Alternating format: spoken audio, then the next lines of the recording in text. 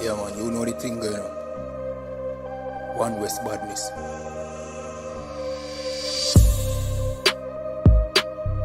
Know the thing already. Yo, night attack. Yeah, Z. Black party chip, long brass clip, belly full, one for shit. Fat brass midget, select ya for shift to blood clot, the tip, the pan shot, the clip. Me could hear we wave the ras clap, flicky. Mini care with tape reverse cartridges. Batman village, rank charges, become argue with. I saw me killer them ball. Gun in a hand pan, each got them ball. Be a tall rifle, we bring a 10-fold. Them blood class scope, ya looking at them soul. Now make we bring a dead toll. Up with the food, now make it in a them cool. Tell me such thing, say the thing I get cool. If me circle again, me say skin I get poor. Hey, black family, a goddamn village, we not damn silly. Factory Babylon not billing, so fuck them system, a bad man living. Racks not chilling, unfeed the money, Dan man willing. Don't come here with your wrong bang living. Him rape little pitney, we map that killing. Black party chip, long brass clip, belly full, one for shit. Fat brass midget, select ya for shift to blood clot, the tip, the punch shot, the clip. Me could hear we wave the ras clap, flicky. Mini care with tape reverse cartridges. Badman village, rank charges, become argue with. Them a say heart of war, hey, we a say laws of God. No fear though living on me heart, bad man. Just like King David, we not stop bad. And we no talk long. Yeah, this one way so can't walk on land. My act say we no fi spear not one. Me general no man a ras madman, hey. The goddamn kill it, we march come for your dopey past that gimme. One like who no dark and wicked, that when decrease your chance of living. Them a pussy, them soft and timid, but UPK can't stop winning. Right now we dey laugh and chilling, but when war begin we not stop killing. Black party chip, long brass clip, belly full, one for shit. Fat brass midget, select ya for shift to blood clot, the tip, the pan shot, the clip. Me could hear we wave the ras clap, blicky. Mini care with tape reverse cartridges. Badman village, rank charges, this become argue with. I saw me killer them ball. Gun in a hand pan, each got them cool. Be a tall rifle, we bring a 10-fold. Them blood class scope, ya looking at them soul. Now make we bring a dead toll. Up with the food, now make it in a them cool. Tell me such thing, say the thing I get cool. If me circle again, me say skin I get poor. Baby, no listen to no fake news, them can't. Could do all it out and them never fake news.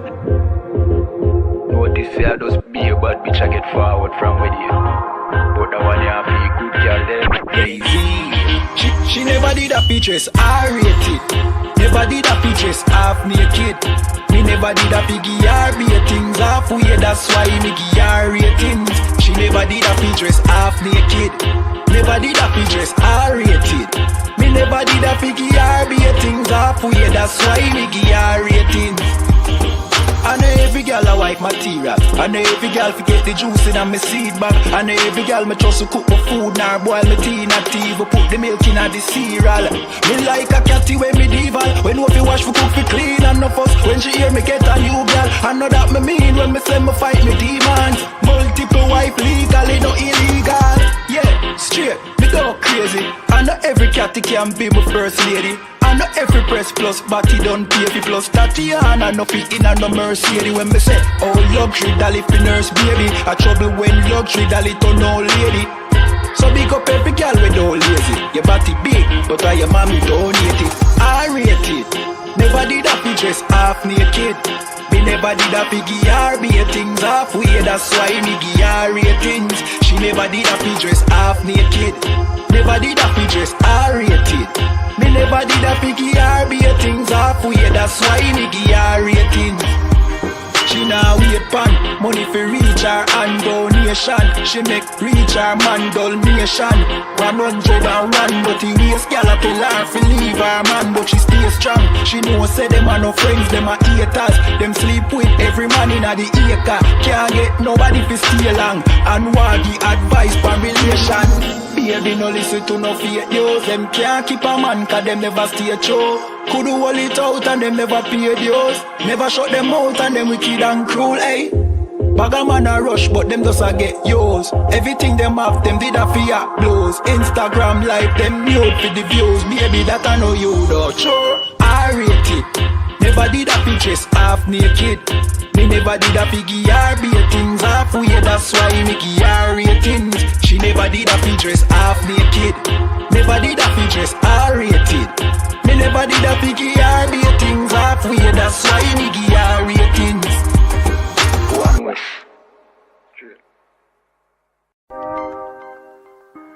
Yeah. I want West in I place once more. Yeah, easy. You wanna know where I come from?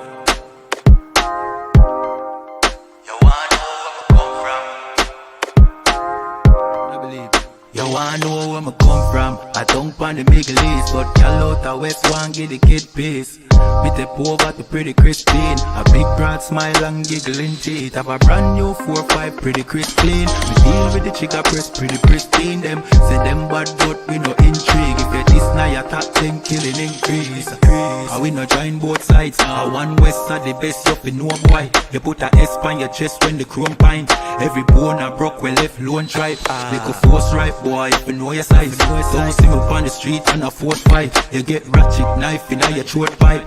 Man who make your chop flesh like your ghost rise. Give up the ghost. Make it both wife. Y'all shut up, bend over, pan to a pint. Fuck you, make you get wet like a boat ride.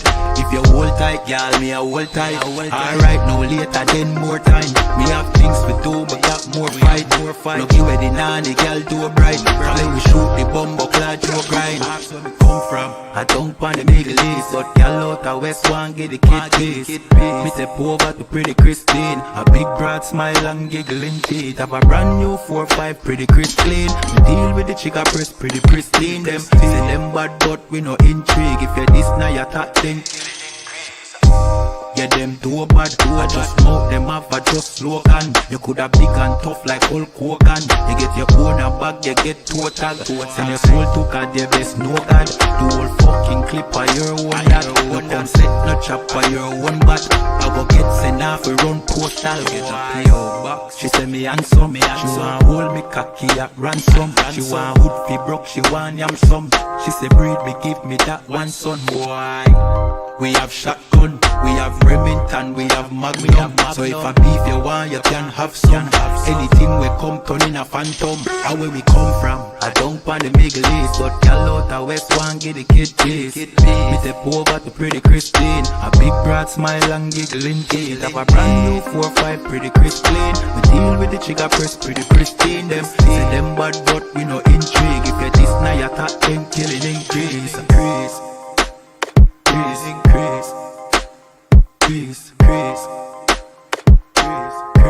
You know, yeah, see. I want what's in I building. I know when we come through, just hide the gal them and hide the liquor. Hey, listen, brothers and sisters, man. If you like what you hear, hit the subscribe button, man. Subscribe to this channel. And also, please, go to isupk.com and pay your tithe.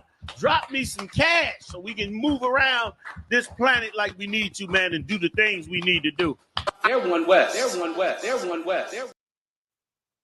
Hey, Shalom, Yahbashim, Shabrakatham to all the brothers, Yahweh Shamar, Alatham, Bashim, Yahshai, to all the sisters. I'm priest and officer of 500 Baraki Allah with the I.S.U.P.K, which stands for the Israelite School of Universal and Practical Knowledge.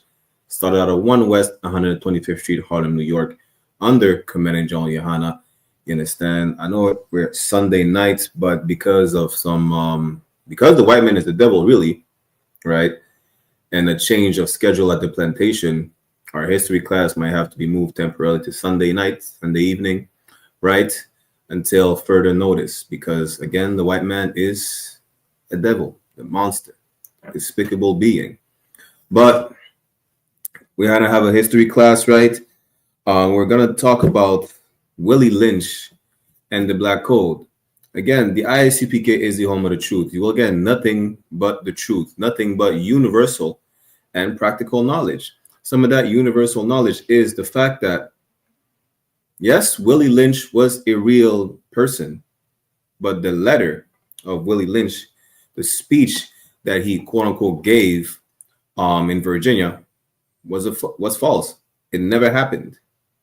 We're going to see that tonight, even though the ideology, what was brought what was, talked about in that so-called speech, the ideology of it is very real, right?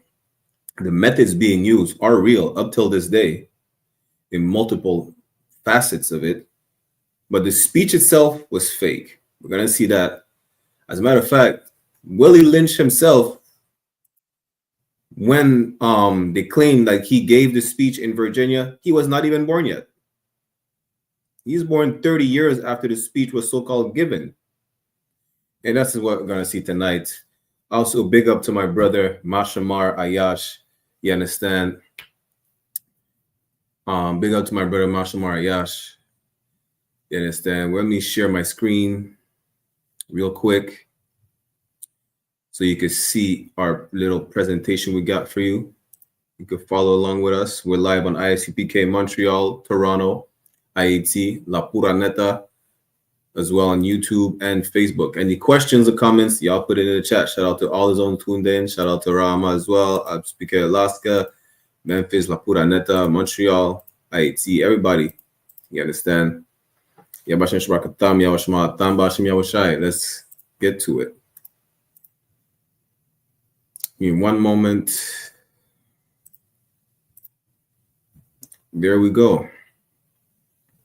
Y'all let me know if you have any issues with the presentation, yeah? So let's get into it real quick. Give me one moment. The Willie Lynch letter by Willie Lynch. Again, we're going to see that it's all fake.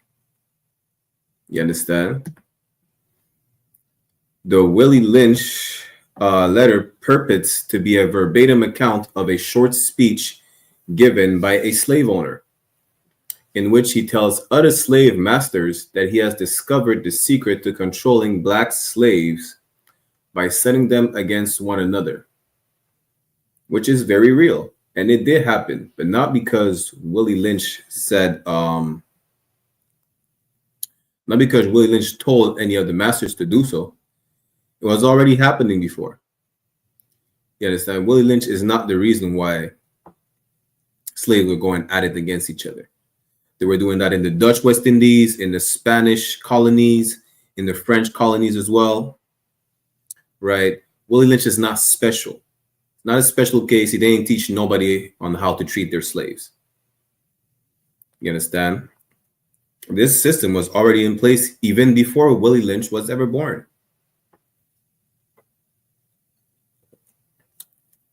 Now, the document has been in print since at least 1970.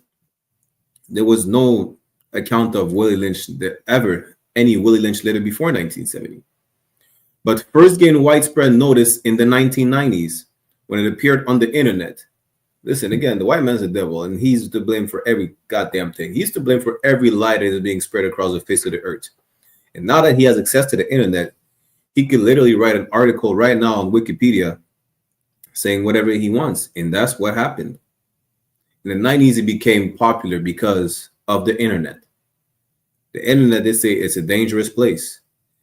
Because of the internet, you understand, you believe that the earth is flat. Or it's all types of nonsense. Because of the internet, they're going to put some scientific facts about you living an alternative lifestyle and justifying your sexual deviancy, and you're going to believe it. And who's to blame for the internet? Goddamn devil the Bible speaks of. It's all because of the white man that you believe that Willie Lynch, the letters of Willie Lynch are real. Since then, it has often been promoted as an authentic account of slavery during the 18th century, though its inaccuracies and anachronism have led historians to conclude that it is a hoax. Why? Because you're going to see, as we're going to see, down the line, that some terms being used in the letters were not even used back then at all. You understand? Let's get the definition of the word to purport, because it says in the beginning, the Willie Lynch letter purports to be a verbatim account of a short speech given by a slave owner. Verbatim meaning that's what it is word for word. But let's get a definition of what it is to perpet. Yeah. Let me share the screen real quick.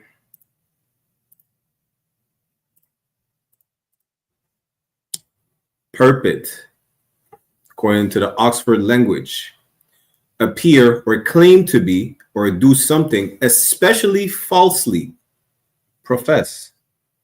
Example, she is not the person she purports to be. In that context, she's not the person she's lying about. She's lying that she is. She's lying about being. You understand? The Willie Lynch letter is fake. Willie Lynch is real, but the letters are fake. The method is very real, but he did not come up with it. You understand?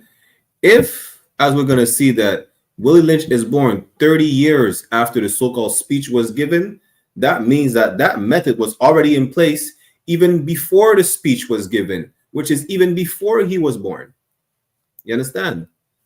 Let's get back to it. Salakia.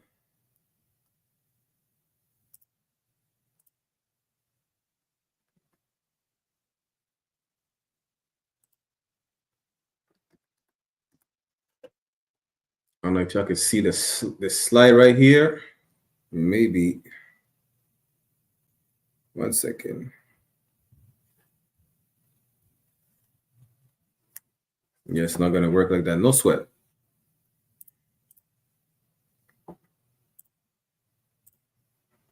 The William Lynch speech, also known as the Willie Lynch letter, is an address purportedly delivered by a William Lynch or Willie Lynch to an audience on the bank of the James River in Virginia in 1712 regarding control of slaves within the colony. In recent years has been widely exposed as a hoax, which we just read. We're going to see when was Willie Lynch born, and even the term lynching, apparently they claim that it came from Willie Lynch, which also it did not.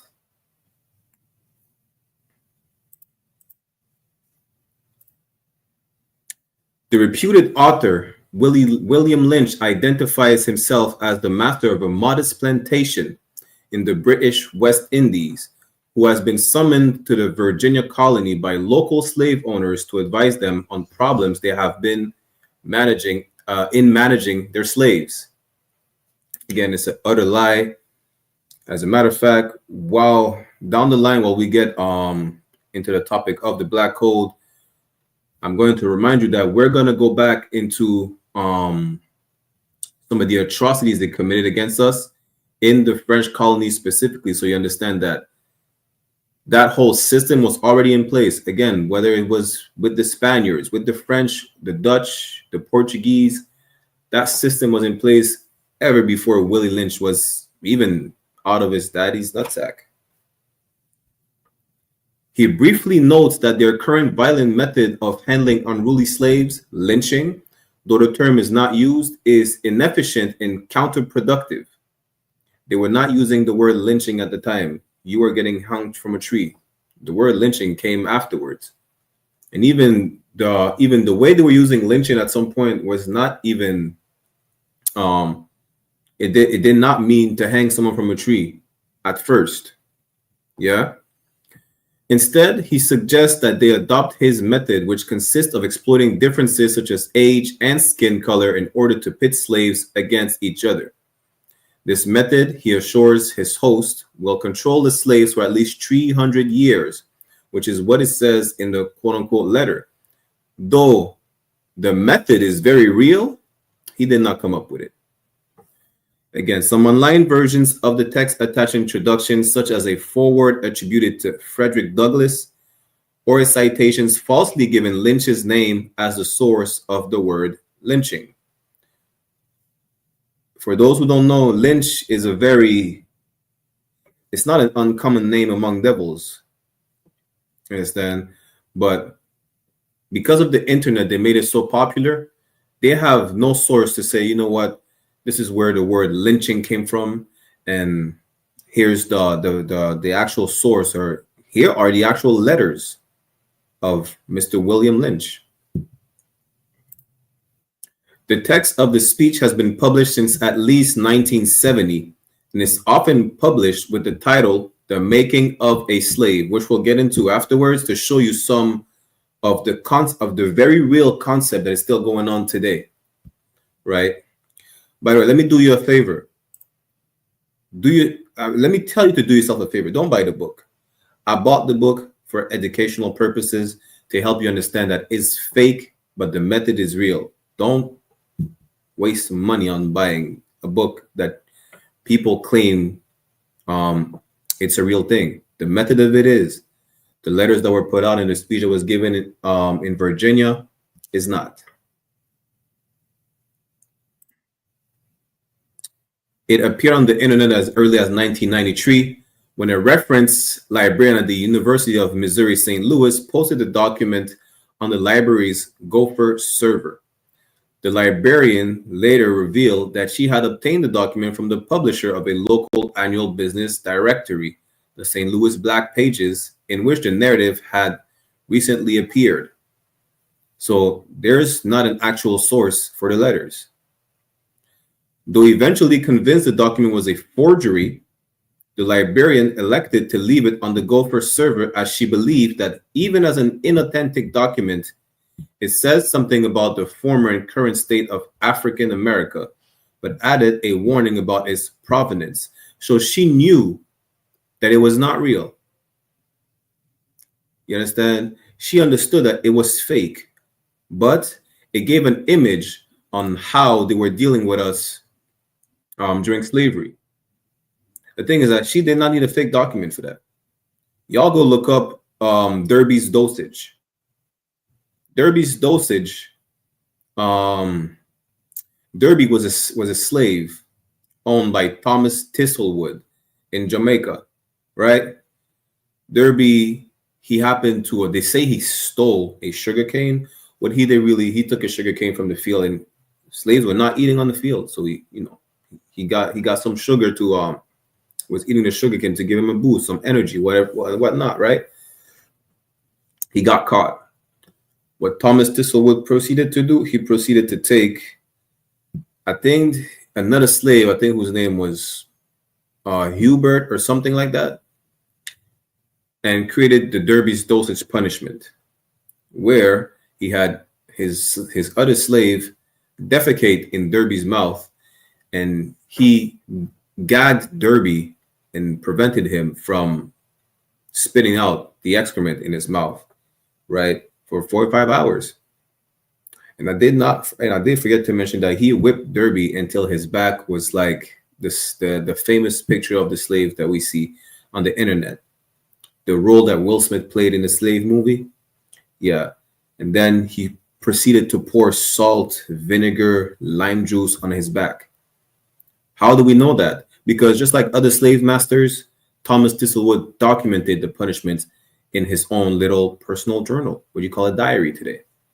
So you don't need a fake document to know how we were treated back then. Y'all could go get the book, The Delectable Negro, and how it is documented that we were the meat on the grill at the time. Literally, they were eating us. You understand? We're going to go again over the atrocities that they committed against us in the French West Indies, which is damn near the same throughout all the colonies, where you don't have to make up stuff to understand what was happening to us. Because now you're giving us work where we have to dispel the lies that the Willie Lynch letter is fake. The method is real, but it's fake. You understand? And it's way worse than how it is explained in the letters. Let's keep going.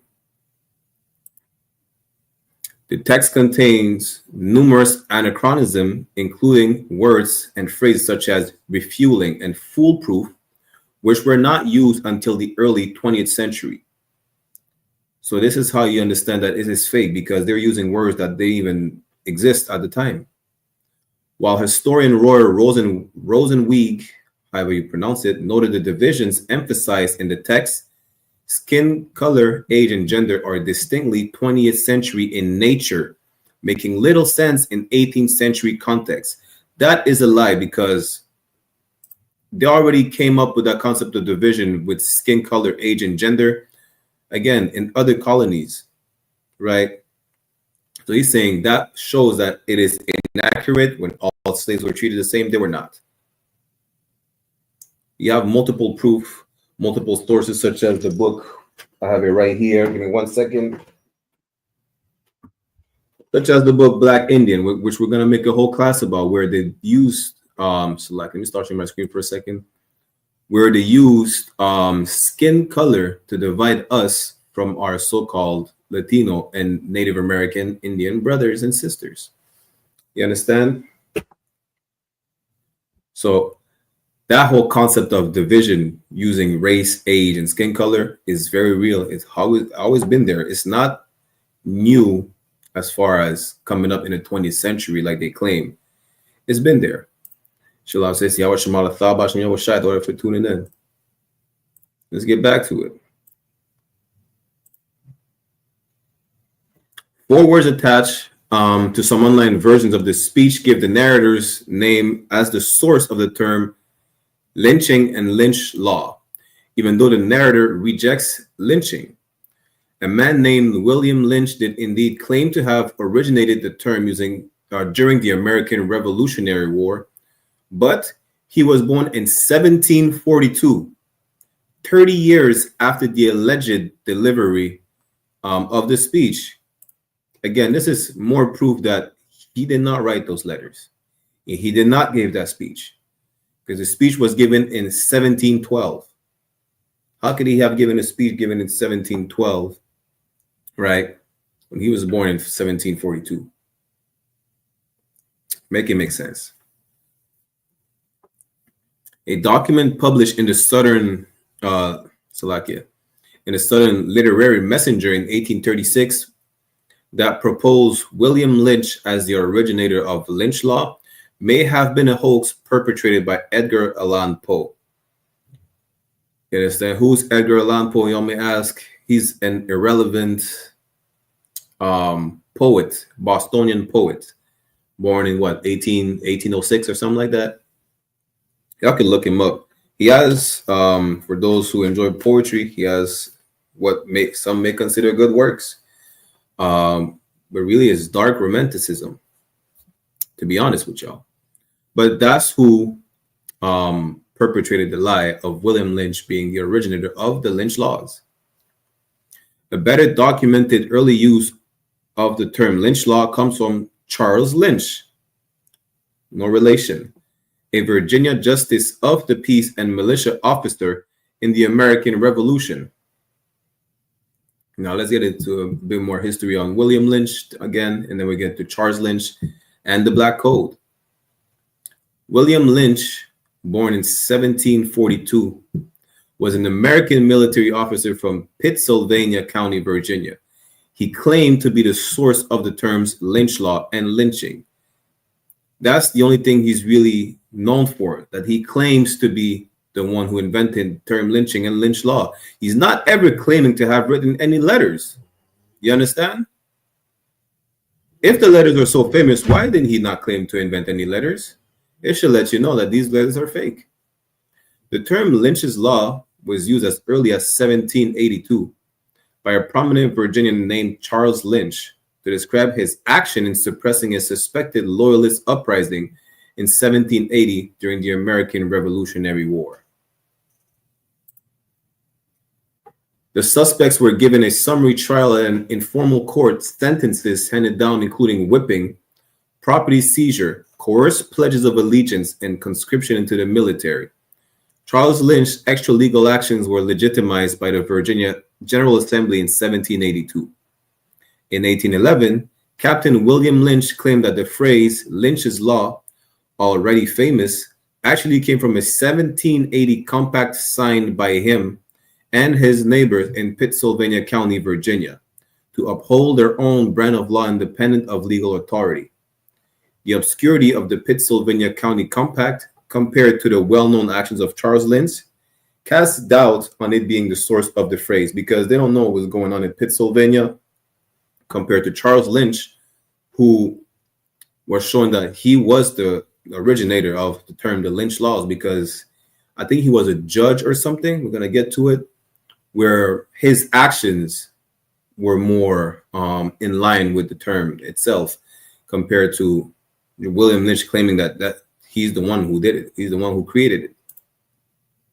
Let's see who Charles Lynch was.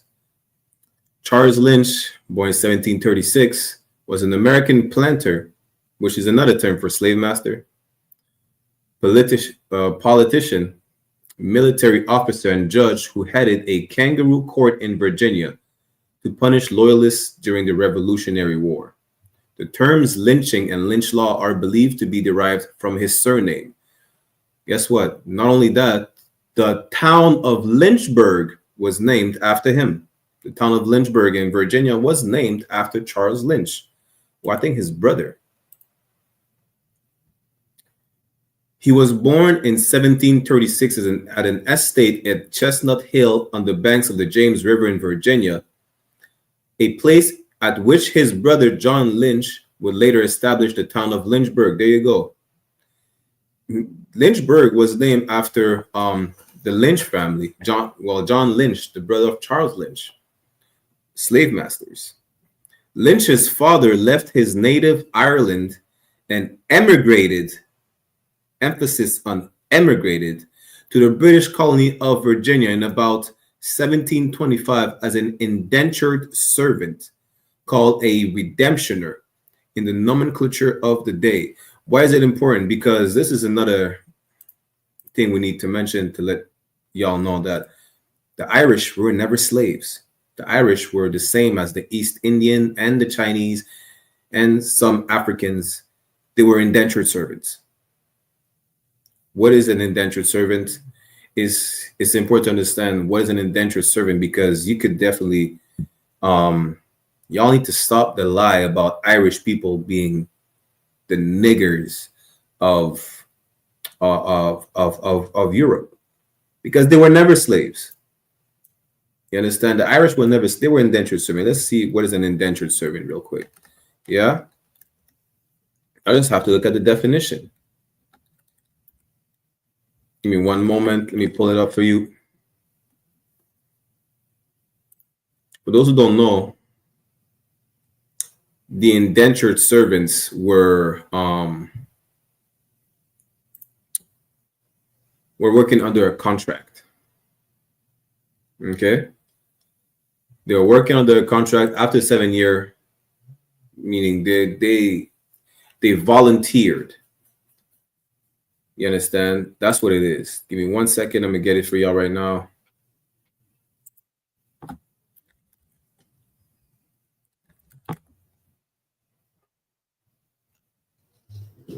Indentured servants.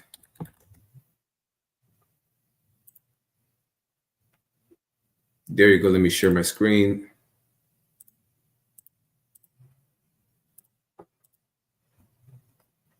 Irish indentured servants were Irish people who became indentured servants in territories under the control of the British Empire, such as the British West Indies, particularly Barbados, Jamaica, and the Leeward Islands, British North America, and later Australia. Give me 1 second. This is what you want, right? Indentures agreed to provide up to 7 years of labor in return for passage to the New World and food, housing, and shelter during their indenture. Meaning what? It was an agreement. It was a contract. They were not taken captives. They were volunteers.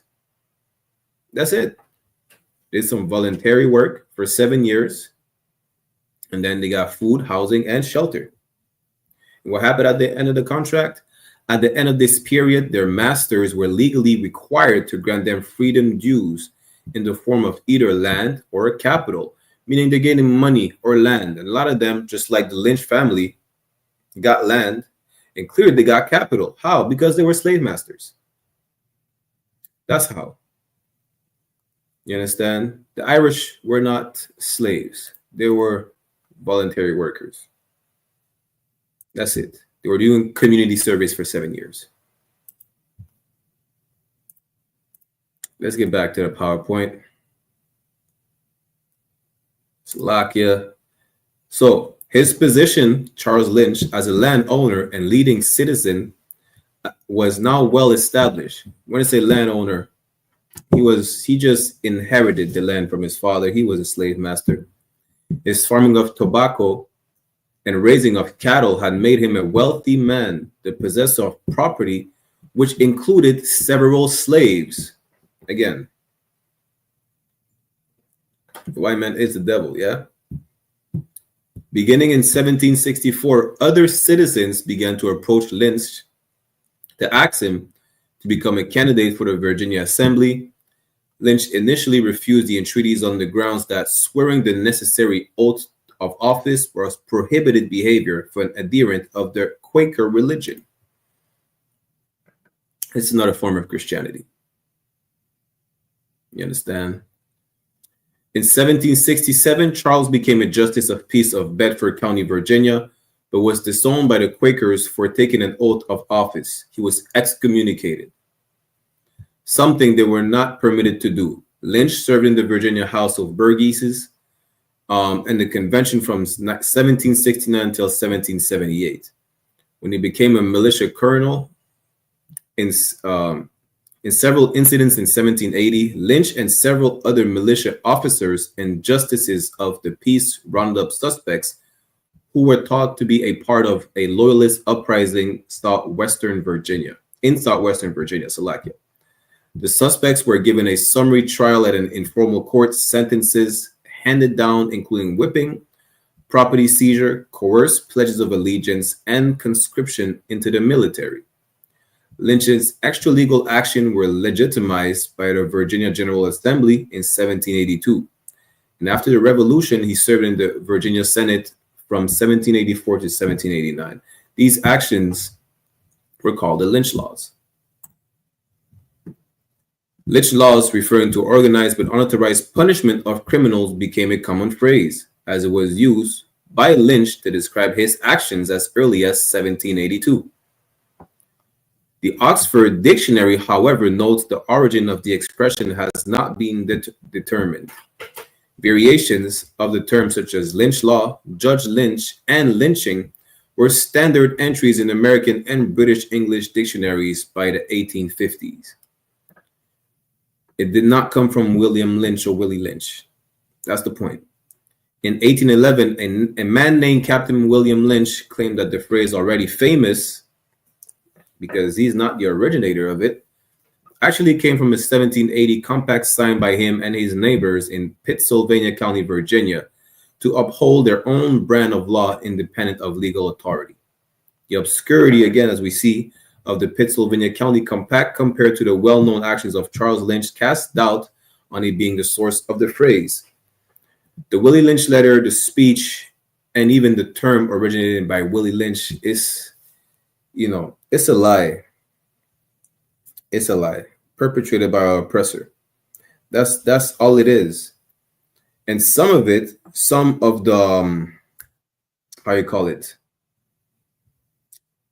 of the methods, you could already find them, again, through other documents who are actually authentic.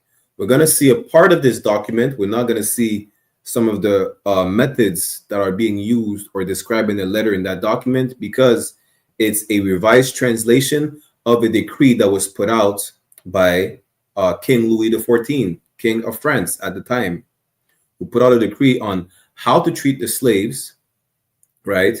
And how to conduct yourself in the French colonies as a slave master. That one is real.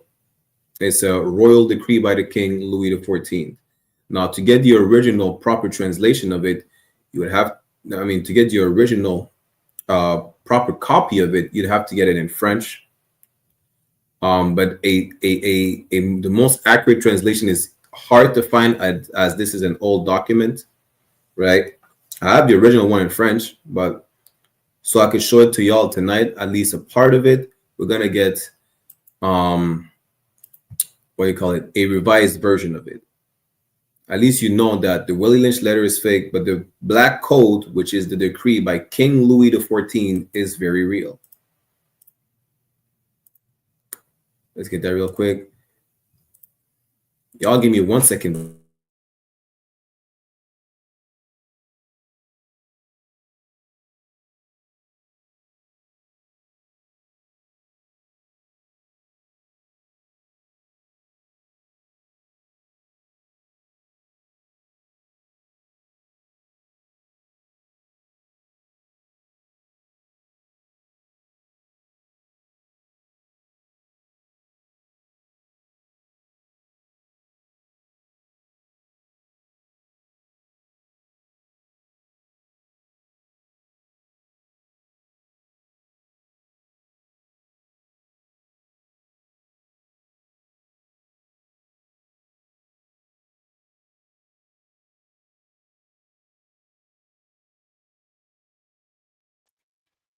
Lucky the neighbors are knocking at the door. Let's get the black code real quick. So the code noir, or the black code, right? Let me see if I should zoom in for y'all a bit.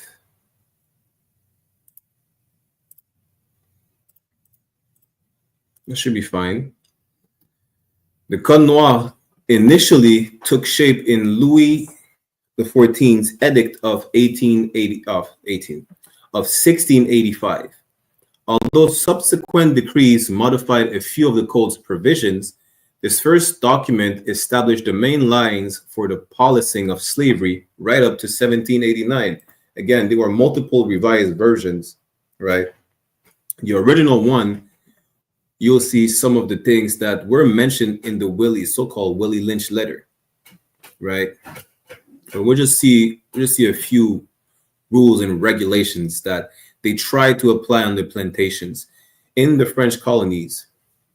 For those who don't know, part of the U.S. used to be French colony until what? The Treaty of Paris when did they have the Treaty of Paris again? I want to say 1783. You understand, where states like Louisiana and such used to be under the French. As a matter of fact, Louisiana is named after Louis XIV. For those who didn't know. Let me see, when was the Treaty of Paris? Yeah, let me get that for y'all. Treaty of Paris was September the 3rd, 1783. The French gave its territories to the British. This is how all of America is English today. And this is how every single piece of Canada is English except the province of Quebec, because the French kept that.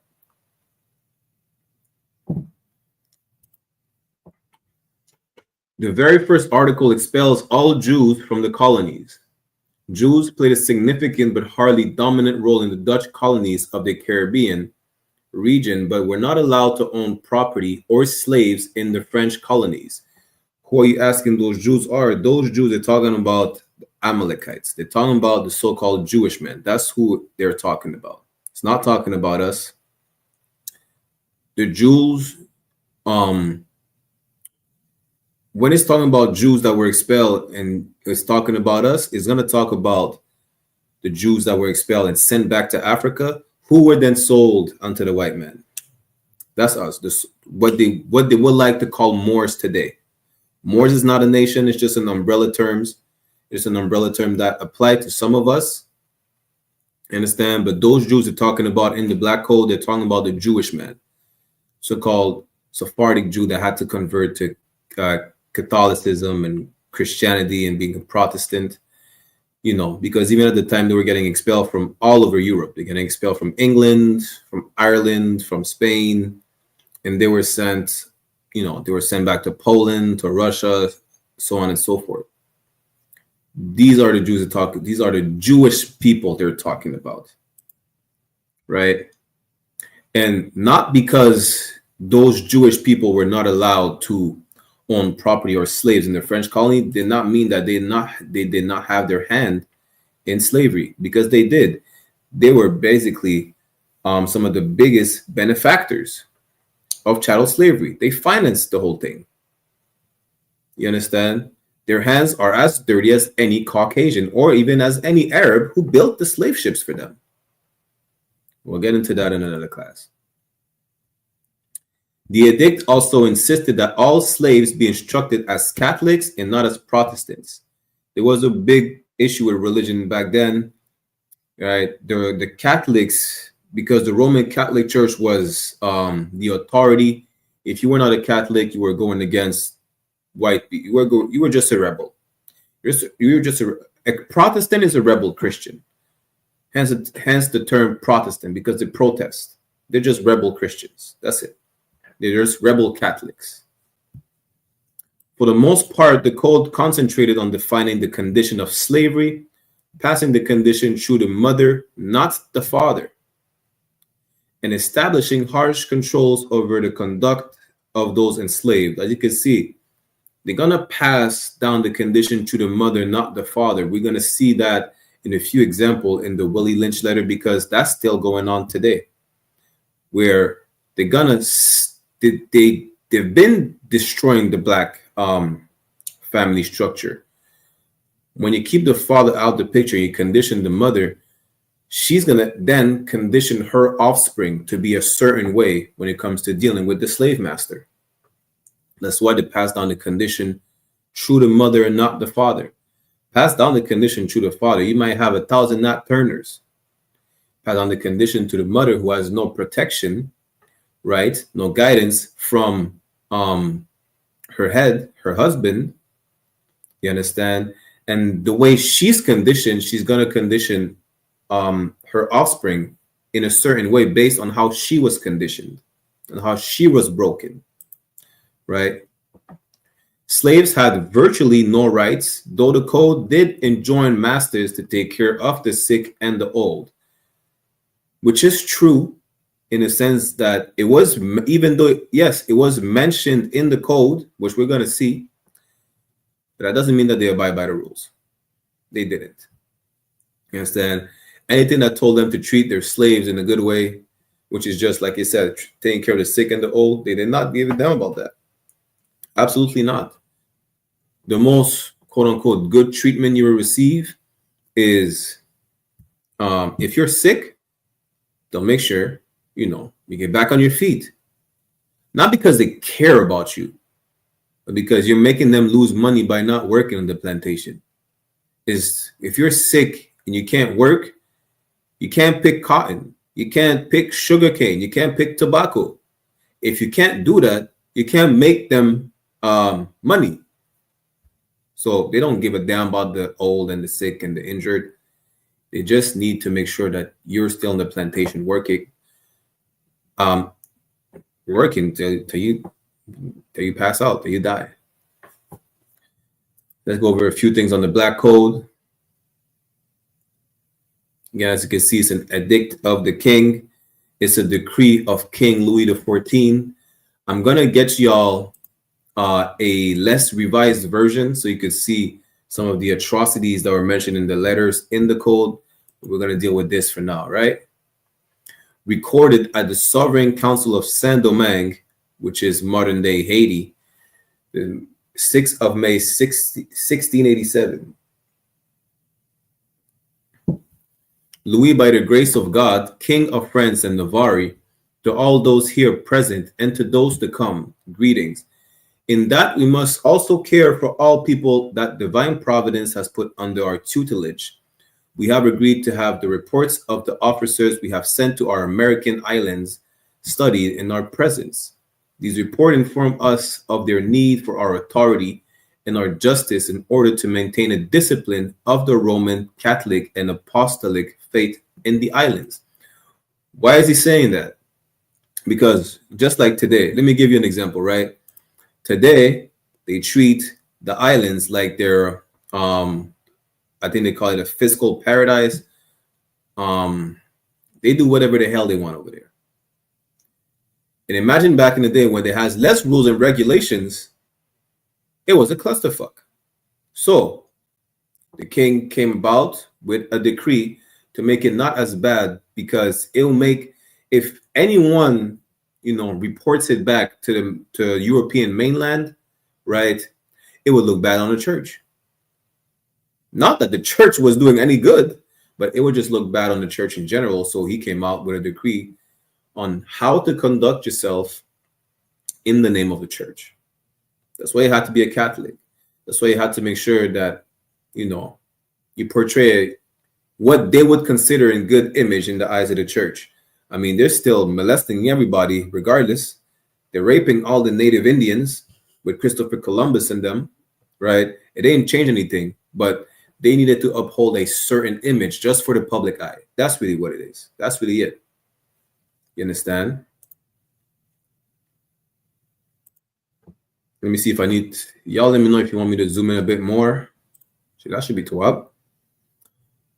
Our authority is also required to settle issues dealing with the condition and quality of the slaves in said islands. Again, we'll go back over your atrocities committed to us in the French West Indies.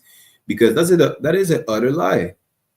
They did not give a damn on how to deal with the slaves, even though they do mention it. You're gonna see there was always a little cheat code in the black code, right? There was always some leniency on how you could deal with the slaves in a in the most horrendous way possible. And again, the white man's a devil, so don't believe anything he said when he says something good about treating the slaves. Yeah. We desire to settle these issues and inform them, even though they reside infinitely far from our normal abode. He's talking about French mainland. We are always present for them, not only through the reach of our power, but also by the promptness of our help toward their needs. For these reasons, and on the advice of our council and of our certain knowledge, absolute power and royal authority, we have declared, ruled, and ordered, and declare, rule, and order that the following please us. So now he's going to go into the articles of the Black Code.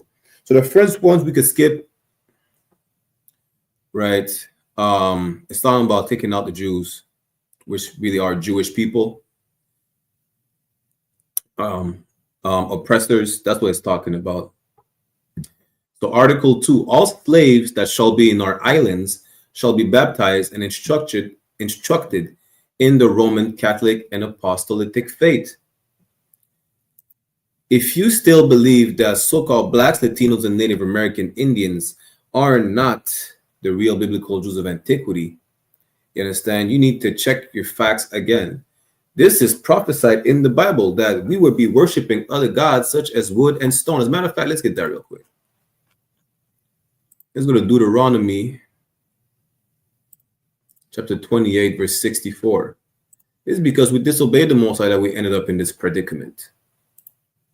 Let's start, let's go to verse 64. Yeah, for time's sake, we're not going to go to verse 15. You can read from verse 15 where he explains to you, because we disobeyed the Most High, all these, all these curses will fall upon us. On down to verse 68, this is what happened to it because we disobeyed the Most High. Deuteronomy chapter 28, verse 64. And the Lord shall scatter thee among all people, from the one end of the earth even unto the other. This is where we're scattered across all four corners of the earth, right? And there thou shalt serve other gods, which neither thou nor thy fathers have known, even wood and stone. We had no choice but to serve these other gods. We had no choice but to be Catholics. We had no choice but to be Christian, but to be Protestant, to be Baptist. You understand? Why? Because we were beating it to it so bad that we had no more fight in us to reject the religion of our oppressors. There was I forgot what's the name of that brother. He literally got burned. Why? They even made a movie, a scene of a movie about him, where the devil's asking him if he's something about going to heaven or hell. He was asking, am I going to see you in heaven? You say, yes, Christians go to heaven. You say, I'd rather be in hell then. Thing is that a lot of atrocities happened to us where we had no more fight in us to reject Christianity, Catholicism, and all these religious dogma that they made us, that they indoctrinated us with. Right? Let's go back to the Black Code. We enjoin the inhabitants who shall purchase newly arrived Negroes to inform the governor and intendant of said islands of this fact within no more than 8 days, or risk being fined an arbitrary amount. They shall give the necessary orders to have them instructed and baptized within a suitable amount of time. Listen, you're buying a nigga, you have a certain amount of time to have him baptized and convert to Christianity, whatever nonsense, or you get fined. Nobody wants to get fined. People today don't like to get fined and don't pay their tickets. Well, it was not no different back then. Article 3. We forbid any religion other than the Roman Catholic and Apostolic faith from being practiced in public. Why? Because they had issues with these reprobate Christians, the Protestant. Yeah.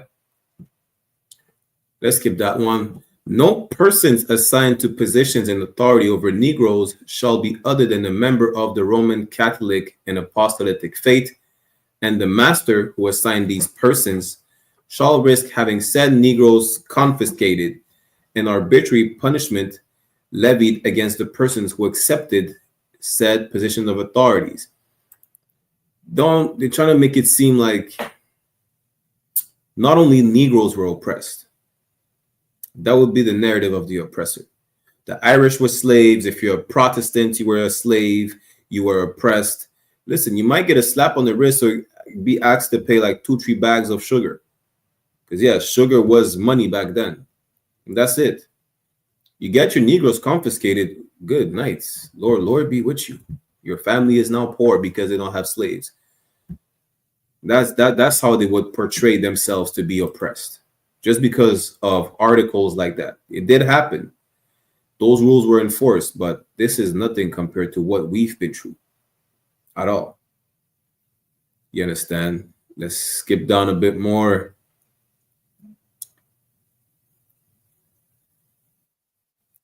Let's go to Article 11. We forbid priests from conducting wedding between slaves if it appears that they do not have their master's permission. We also forbid masters from using any constraints on their slaves to marry them without their wishes. Listen, this is how to show you that white man is the devil, because we know sex is marriage. You understand?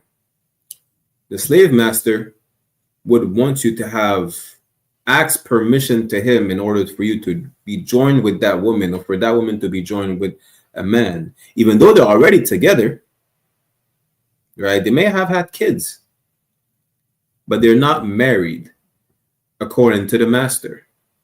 Guess what? That master is sleeping with that woman. Say he's sleeping with the man too. You understand?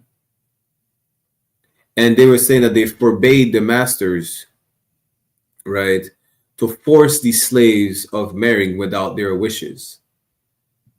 Guess what? They had breeding farms that would prevent them from having a slave breeding farm, but breeding farms were legal. It's like having a kennel today. To see the way people have kennels, they breed pit bulls, Rottweilers, Great Danes, and so on and so forth. They were breeding slaves. Again, a lot of things in the code were not respected. It was just to make the Roman Catholic Church not look as bad as, or just look good, because of course we're going to say not look as bad as they are, but they did not deem their action bad in the name of the church, right?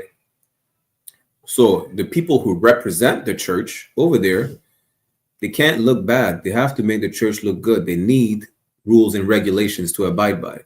Well, we know that the white man don't abide by his own rules and regulations anyways, whether they have it written on paper or not, even if it's a decree from their own king. Yeah. Article 12, another prophecy. Children born from marriages between slaves shall be slaves.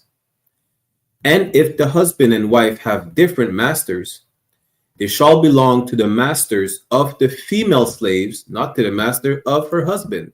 They're making sure the families remain separated. You will, from the time of chattel slavery, you did not know your dad. It's a hard stereotype, but listen, they made it that way. It's not that our fathers ain't shit. They separated the fathers at all times. You understand? Even let's say, like, you had a kid with that woman. Not okay. They were doing that on purpose, where just to hurt you, or just because they would sell your woman away, or they would sell you away. The point is they were separating you regardless. That's the point.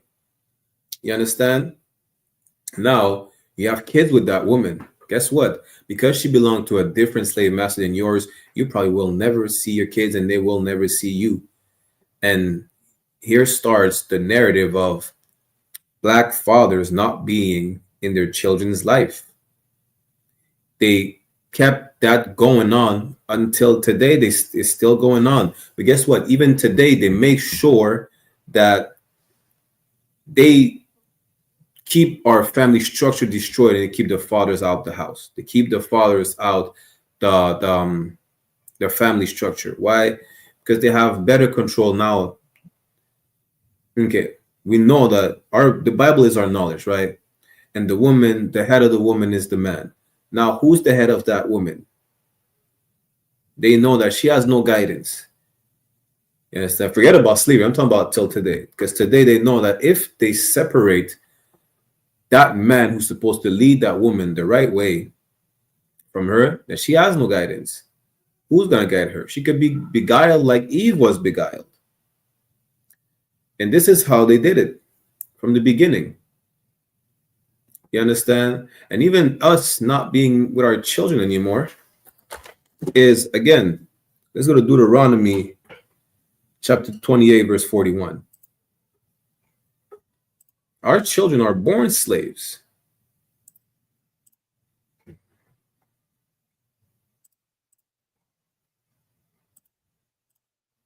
This is a curse that befall upon us. Why? Because we disobey the Most High. Deuteronomy chapter 28, verse 41. Thou shalt beget sons and daughters, but thou shalt not enjoy them, for they shall go into captivity. You understand? They will have to go into captivity. As a matter of fact, let's jump up to verse 32, because it says that there is nothing would have been able to do anyways. Deuteronomy chapter 28, verse 32, thy sons and thy daughters shall be given into another people. I'm not even sharing my screen. Thy sons and thy daughters shall be given unto another people. Who's that people? Is that slave master. You understand? And that I shall look and fail with longing for them all the day long. Why? Because you won't be able to prevent it from happening. Just like during slavery, just like today. And there shall be no might in thine hand. You won't have any power to prevent it from happening. And that's still happening today. So-called blacks, Latinos, and Native American Indians. Look at the natives. They had laws. What was it? In 1848, the Canadian government put out a law. Is it 1848 or 19? The point is, during the residential schools, when they were active, the Canadian government put out a law that attending these schools was mandatory, where they would get abused, but it was mandatory, right? And they made a law, they gave the power to the RCMP, which is the Royal Canadian Mounted Police, or the FBI of Canada, that if so-called Native Americans don't attend school, they have the power to remove them from reservation and to force them to attend these schools. And there's nothing the parents would be able to do from it. Why? Because not only was it a law that you had to attend school, but anyone who wants to leave the reservation needed a quote-unquote res pass. You see in high school, some high school, like they gave you a hall pass to go to the bathroom or roam around the school to get something in your locker. You needed a res pass to leave the reservation for whatever reason, even if it's just to see your child. So they made it even worse, where the parents have no power in order to protect their children. Even for those whose children were sent to the residential school in Ontario, which I forgot the name, where they had an electric chair electrocuting the little native kids in the basement for fun and for punishment. Just for what? Peeing their bed? Oh, Presser is a vile monster. He's always been. He still is, and he'll always be. Let's get back to the Black Code. Let's read a few more articles, and then we'll get into some concept of what has been spoken about in the letters. Okay? In 1 second. And Article 13 shows you how much of a bastard our oppressor is. Again, this is a revised version, but all of these are in the original, but some things are missing, such as, we're going to see. I'm going to show you, right? We desire that if a male slave has married a free woman, their children, either male or female, shall be free as is their mother, regardless of their father's condition of slavery. And if the father is free and the mother a slave, the children shall also be slaves. Listen, you will never see your kids, ever. That's the point, till today. Right? Article 15, we forbid slaves from carrying any offensive weapons or large sticks at the risks, the risks of being whipped or having the weapons confiscated. Listen, you carry a stick too big, you're getting the shit beat out of you. Why? Because now you're a menace. You know, white people are already scared of you.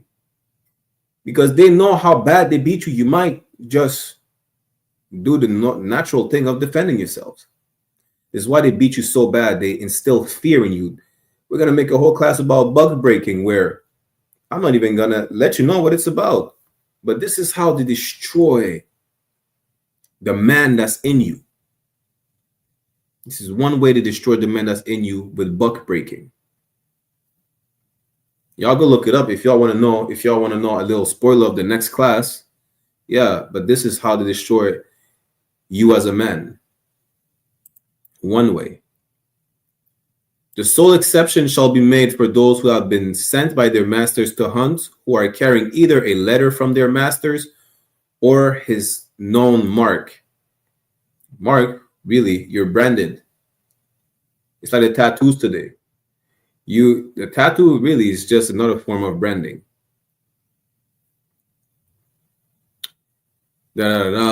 Article 16, we also forbid slaves who belong to different masters from gathering, either during the day or at night, under the pretext of a wedding or other excuse, either at one of the master's house or elsewhere, and especially not in major roads or isolated locations, because they're afraid of you at all times. You cannot gather and plot your escape or plot a revolution. You can't. Today, they had laws in place. It's like a no loitering law, right?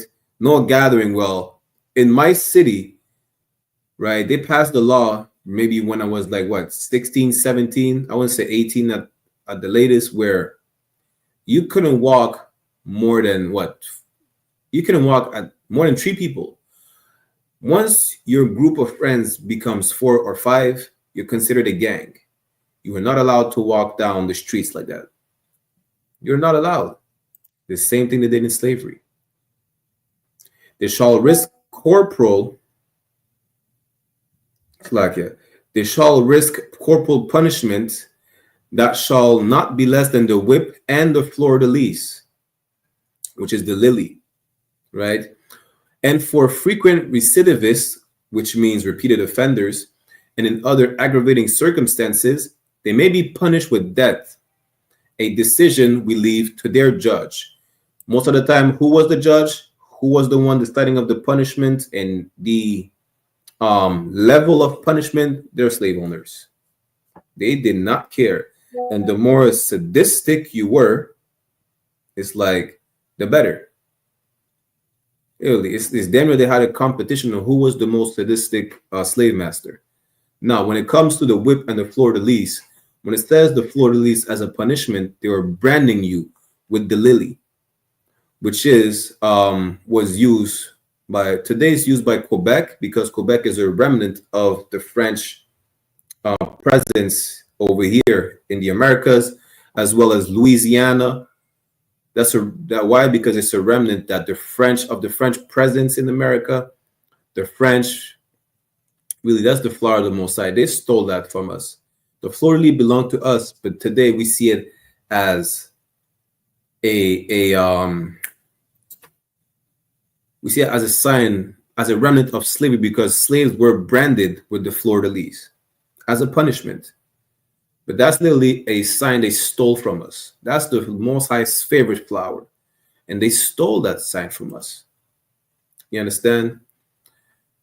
We enjoin all our subject, even if they are not officers, to rush to the offenders, arrest them, and take them to prison, that there be no decree against them.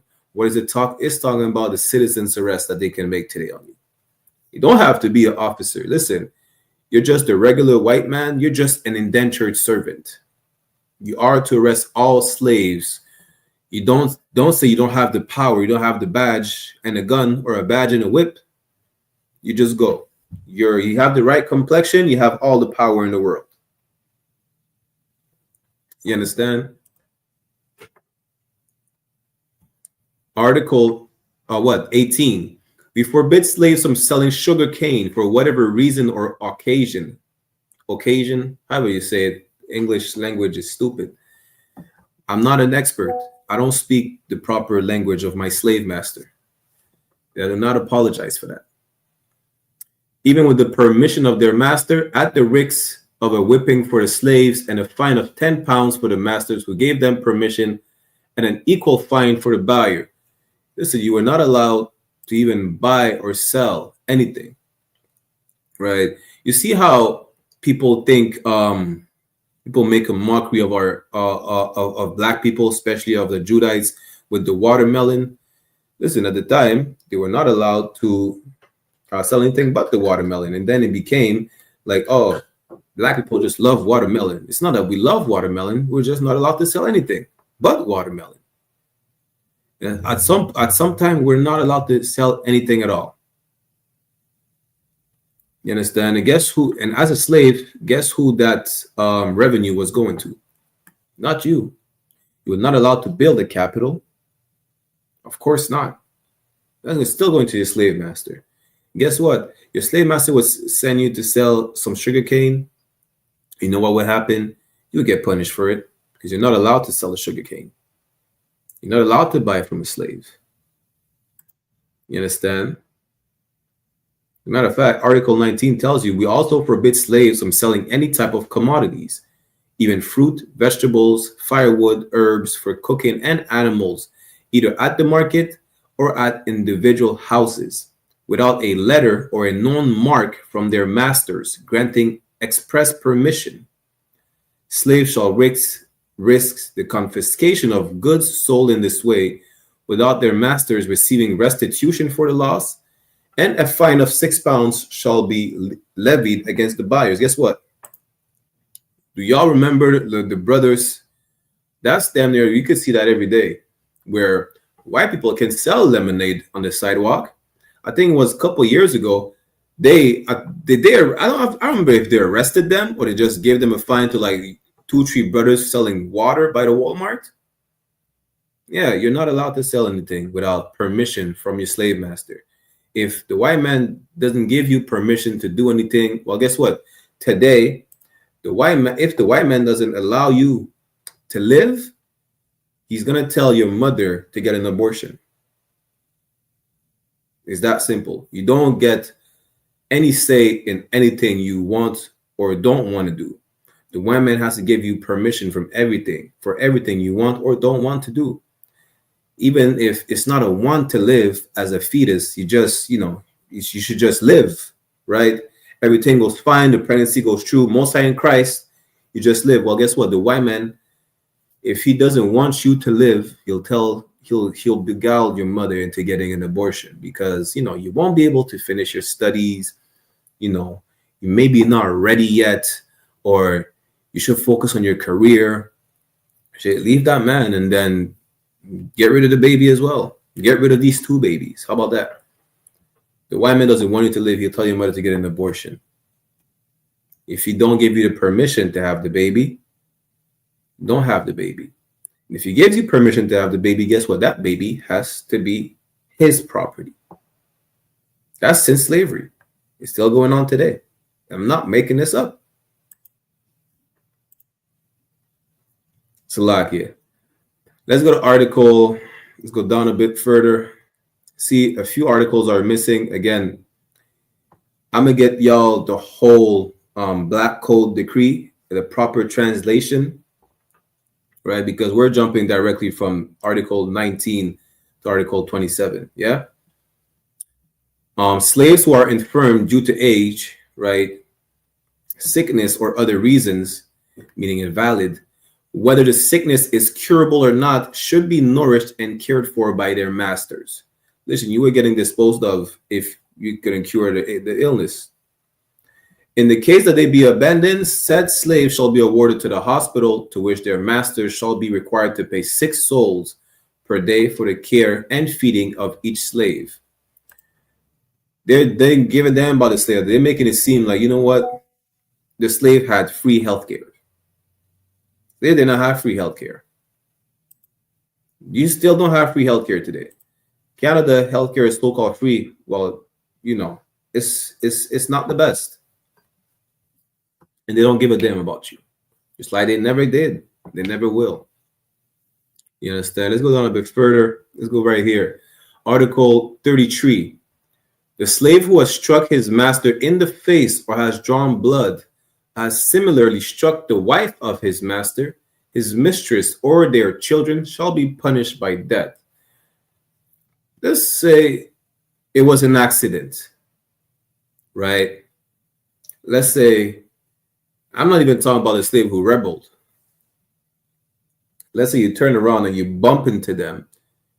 They bump into the wall. They chip their tooth. They, I don't know, they break a nail. You die. You get hung. You get your head cut off. You get fed to the gators. You get burned alive. You get hot tar and feather poured on you. You get beaten. You get quartered. For those who don't know what being quartered is, you get a rope tied to to both arms and legs, and those ropes, the other end of those ropes, are tied to a horse. They beat the horse to make sure they go in 4 different directions to split you apart. Even if it was an accident. You understand? And that slave, it goes for both men, women, and children. For those who didn't know. Let me give you a preview of the next class we're going to make about the atrocities, yeah? Women did not escape the whip, even if pregnant. What they used to do for pregnant women, at least in the French colonies, it may have happened in the other plantations as well, because of their belly, right? So when you get whipped, a lot of them will be laid flat on the ground on their stomach, naked. But how can a pregnant woman lay flat on the ground? We all know that her belly is getting bigger and bigger and bigger as the baby grows inside. So what they used to do, they used to dig a hole in the ground so that she appears to lay flat, just so that the belly fits in that hole, so she appears to lay flat, and would at least whip her, what is it, 20 or 29 times? It doesn't matter. The point is they would whip her at least 20 to 29 times, at least, meaning 20 to 29 times or more, where she ended up suffering a miscarriage or the baby was born too early. Yeah, they did not give a damn. In fact, let's get there real quick. Let's go to Deuteronomy chapter 28, verse 49. Or is it verse 50? Let's go to verse 50, yeah? Deuteronomy chapter 28, verse 50. A nation of fierce countenance. They did not give a damn about whether or not you were pregnant at all. You understand? Which shall not regard the person of the old, nor shew favor to the young. You could have been a 70-year-old slave. Not that slaves really lived that long. Some of them might have, but that's not the point. The point is, old or young, middle-aged or not, you are making a mistake and hurting your slave master, even if it's by mistake. We're not talking about those who did it on purpose. By mistake, you could get killed for that. And they will not feel any remorse. This is why God is gonna destroy. This is why God is gonna exterminate the Caucasian race. That's in the Bible. Everything we're talking about is biblical. If you need me to prove it, no sweat. Let's go to Obadiah real quick and get back to the code, and let's go then into some of the concept of Willie Lynch letter, right? Salakia. Obadiah chapter 1, verse 9. And thy mighty man, O Teman, which is just a tribe for who the Amalekites, if I'm not mistaken, were just other Edomites, a tribe of Edomites, shall be dismayed to the end that every one of the mount of Esau may be cut off by slaughter. It says every single one of the mount of Esau may be slaughtered, cut off by how do you get cut off by slaughter? Slaughter is another word for, listen, go Google what is a slaughterhouse. Go Google what happens in a slaughterhouse. Go on YouTube, go on any web, go on Reddit to look what happens in a slaughterhouse and have it not sugar-coated. This is what will happen to every one of the mount of Esau. Every Edomite will be cut off by slaughter. Not because they have blonde hair and blue eyes, not because they have ugly name like Stacy and Brittany or whatever white name there is out there. Let's see why. Obadiah chapter 1 verse 10. For thy violence against thy brother Jacob, shame shall cover thee. Because they are violent people, they are a bloodthirsty nation. God does not hate white people because they put grapes in potato salad, raisins in potato salad. He don't hate white people because they eat raw meats, all bloody. But he will exterminate them for their violent nature against thy brother Jacob. Who's Jacob? The 12 tribes of Israel. Because they were hanging Mexicans just like they were hanging black people in the South. Because they were feeding us the alligators. Because they did not give a damn if you chip the tooth of your master, his wife, his mistress, or their children by accident. They still kill you for that. You understand? Good night. You probably gave some chocolate to their dog by accident. You didn't know chocolate was poisonous to the dog. Guess what? The dog died because of you, and you died because of that. You understand? And because of their violence, listen, they're ashamed to speak about it. Today, you can't speak about that. Outside the I.S.U.P.K, it's like because you adopted some of their ways of thinking, it makes even you uncomfortable to speak about it. Well, guess what? This is why you have brothers in the I.S.U.P.K, just like the men above me and myself, who will not shy to speak about the atrocities committed to our people, and will make sure that you get that practical knowledge of understanding that a hurt people, a victim, is not supposed to love its aggressor. You understand? It is not wrong for you as a victim to speak against your aggressor. It is not wrong for you as a victim to speak against the person who committed a crime, an atrocity against your person or your people at all. Everybody does it. The Afghanis today still speak about the Americans going to war with them for 20 years. Go tell the Palestinians they're wrong for complaining about the Israeli bombing them. They're not. Nobody's going to tell them they're wrong. Understand? Go tell the Hutu and the Tutsis they're wrong for complaining about being oppressed. Nobody's telling nobody that they're wrong for voicing their oppression, voicing what is going on with their people and who's doing it to their people. The only people who's told to just shut up and dribble, shut up and make tacos, shut up and, go to the powwows is so-called blacks, Latinos, and Native American Indians. That's it. We're the only people who damn near feel ashamed to talk about what's going on to us because we're the real Jews the Bible speaks of. And this is only going on with the real Jews. Nobody else. Are you telling the fake Jews to stop complaining about the Holocaust and the Nazis? I am, because it's just barely 6 million people. Barely scratches the surface when it comes to my people, who was, 100 million black people, 90 million so-called Latinos. 6 million is, what is it? It's a drop in the bucket. Stop crying about it. You know what? Let's make a deal. You want us to stop crying about it? You stop crying about the Holocaust. How about that? Stop crying about 9/11, and probably we won't mention slavery ever again. Deal? Let's get back to it real quick. Yeah.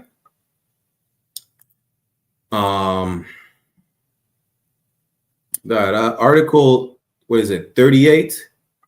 The fugitive slave who has been on the run for 1 month from the day his master reported him to the police shall have his ears cut off, and shall be branded with a fleur-de-lis on one shoulder.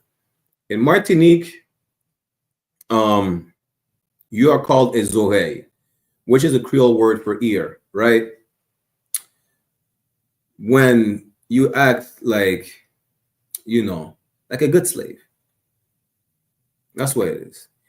You act like a good slave, you act like a white man, like you were so beaten bad by white people, you're called zohe. Because they used to cut our ears off. That's why the term overtime changed, but this is where the term come from. It comes from when they cut our ears off during slavery. At least in Martin, I can't speak for the other islands that speak Creole. I just know in Ecuador, some Spanish-speaking countries don't pronounce the S's in their words. Like instead of saying vamos, they say vamos. Instead of saying vámonos, they're going to say vámonos. Why? Just like they used to cut our ears off, they used to cut their tongues off. And over time, that pronunciation to pronounce some word without the S because of showing brotherhood to the brothers who could not pronounce the S because their tongues were cut off, it stayed. I can't speak for every single region that speaks Spanish, but I can speak specifically for the region I was in Ecuador, right? Salakia. If he commits the same infraction for another month, again, counting from the day he is reported, he shall have his arm string cut and be branded with a fleur-de-lis on his other shoulder. Listen, and make sure you don't run nowhere. Cut off your arm string, your arm string, however you say it. The third time, he shall be put to death. You probably be put to death the first time. You understand? Hey, Shalom, Tazada one, Yahweh Salakia.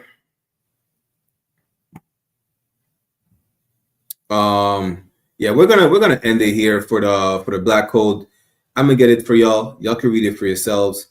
You understand? And we're gonna go over the atrocities they did in the Fresh West Indies, right? Then let's see some of the concepts of Willie Lynch letters, which are fake, but the concept is real. Let's see some of the concepts that still apply to us till this day. Yeah. Let's go back to the PowerPoint. Again, don't buy the book. I'm doing y'all a favor. I got it to let you know that it's fake. You could decide to read it if you want to for educational purposes. You understand? Because the concept inside is very real. It's included in the unrevised Black Code, some of it. But it did happen throughout the Americas, not just in North America, not just in the United States, but wherever our people were in the British, French, Dutch, Spanish, Portuguese colonies, it happened exactly the way it is described. Matter of fact, even worse than how it is described. Okay. So how they used to control us, they used fear, distrust, and envy for control purposes. And like mentioned before, they were using age, color, or shade. There is also intelligence, size, sex, size of the plantations, status on plantation, attitude of owners, whether the slaves live in the valley, on the hill, east, west, north, south, have fine hair, coarse hair, or is tall or short. They're using everything they're still using today. They're going to pit the young against the old and vice versa. They're going to use the light skin versus the dark skin. The intelligence, they make you feel like you are an outstanding black citizen if you have a college degree. And if you don't, you're just a ghetto hood rat. They make you think like that of your own brothers.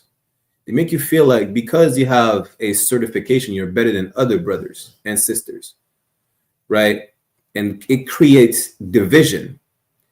Now you're, I forgot what's the word, but you grew up in a good neighborhood, for instance. You have access to better education and so on and so forth, right? You have the short ones against the tall ones. The sex, you have the man against the women against the men. Oh, these black women ain't shit. Let us date white women. These niggas ain't shit. So let us date white men, and so on and so forth. the size of the plantations, right? Where a neighborhood might be smaller than another. You may have more space. You may have more parks, more amenities, however you pronounce it, right? And now we're going to relate everything they used during slavery to today because it's still going on today. You understand? The status on the plantation. You have a better living condition in hell than your brother who's probably homeless, or you have a better job. You understand? This is the same concept they still use today, right? The attitude of the owners. Maybe you get along better with your boss. You get along better with your white neighbors than a brother who is, quote unquote, like they say, woke and have distrust or don't trust the white man. But it's still a slave and it still answers to them. Whether the slave live in the valley on the hill, east, west, north, south. Listen, today is the same thing. Wherever we are, even if it's the same country or the same city, wherever you live, you will act different than the brother who lives in the next neighborhood. For instance, in my city, brothers that live on the west side act different towards brothers that live on the east side and vice versa. Why? The west side is mostly Benjamites, English-speaking Benjamites. The east side is going to be mostly French. It's mostly going to be Levites. And they treat each other different. They hate each other. That's been going on since slavery. It doesn't matter where you stay. It doesn't matter that you could listen. Levites, in my city, are blood and Crips, and they hate each other. And guess what? Their neighborhoods are in the same zone, literally. You understand? They're still using these concepts today. Was it ever spoken on the bank of the James River in 1712? Absolutely not. The concept is real. The letter is fake. Again, Willie Lynch was born 30 years after the so-called speech was given. You understand? Again, we're just going to see the same thing right here. The old black male versus the young, right? The young black male against the old, the dark skin versus the light skin, vice versa, the female versus the male versus the female. And something that is really important is that you must have your white servants. When it mentions white servants, it's talking about either slave overseers or indentured servants who were just serving for a certain amount of time, who became either slave masters or overseers themselves after their contract ended. And overseers distrust all blacks. You have to, make sure that it is impeccable in the sense where you can't allow failure in how you treat black people, in how you treat your slaves, because you can't show any sign of weakness, right? You can't have one white man saying, well, maybe that slave is not that bad. Maybe we should not have them enslaved. You have to keep black people subservient by making sure no white man is trusting a slave ever. Just trust all the blacks, because maybe that slave that might not be that bad, he's not Turner, and you provided him a gun. And now he's gunning down all the slave masters. Yeah, no whites from the upper echelon to the bottom of the barrel should ever trust any slaves. But it is necessary your slaves trust and depend on us. Till this day is the same. Till this day. You understand? Y'all voted. Y'all gonna vote for Justin Trudeau, whoever's gonna replace him in Canada. Y'all voted for Donald Trump. Why? Donald Trump sees you. What did he say? He said, he said, I forgot if it's Donald Trump or Hillary Clinton. The point is, they're labeling you as super predators, and you still seeing them as if they could do a change for your community. You still have trust in your oppressor, while your oppressor never will trust you ever. You understand? They must love, respect, and trust only us. You rather have faith in Donald Trump than have faith in Christ. You rather have faith in your oppressor than have faith in any brother that tells you to not vote for the oppressor, because the oppressor has nothing but oppression for you. You understand? Let's keep reading. The bottom, it says, have your wives and children use them, Salakia, and never miss an opportunity. If used intensively for 1 year, the slaves themselves will remain perpetually distrustful. You understand? Listen. Till this day, they teach their children how to behave around black people. Even they're trying to make it seem not as racist as back then. Till this day, they have methods on how to teach their children. Don't trust this person. He looks like a bad influence.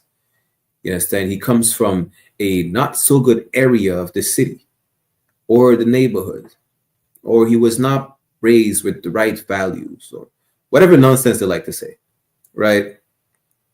But the point is, this whole concept is very real and it's still being used today. We're going to try to go through these a bit quick because we're running short on time. Yeah. Again, any more questions or comments, y'all feel free to put them in the chat. Of course. Now let's see how some of the other methods they use to make sure they were conditioning the slaves in the most perfect way they deem possible. Yeah. Give me 1 second.